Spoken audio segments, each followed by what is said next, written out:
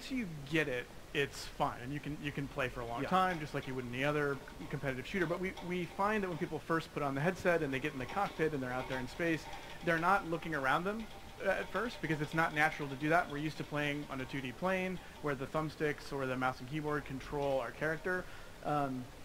In Valkyrie, you really get situational awareness by moving your head around at all times, keeping your head on a pivot, looking up, above you, you know, seeing where your teammates are, where the enemies are. And once that clicks for you, once you get that, you really feel like you're there. And when you take the headset off, it's kind of weird to not be there all of a sudden, because that's how immersive it is. I felt that immediately.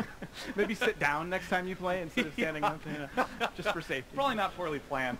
I mean, how many of these design elements had to be changed for the VR experience when contrasted with this just being like, you know, a 2D monitor space sim?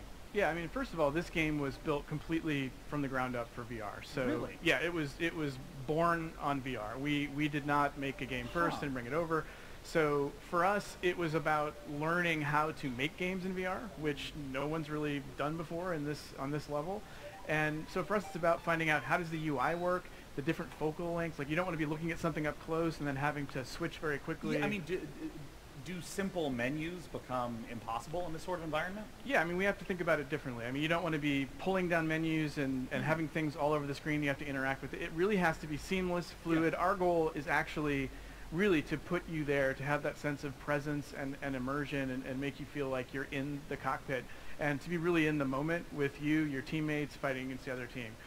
So, I mean, everything from how you use cover in VR and tactics that you would use as a team, it's all different. I mean, that station there, you know, in a real match, you could go all the way under and around and up above to use that as cover. Oh, I did that. That freaked me right the hell out. Yeah.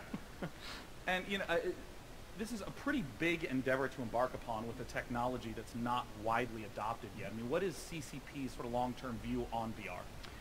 We are obviously, you know, very, very big into VR. We think it's one of the future directions that gaming's going, especially on the PC platform. So, I mean,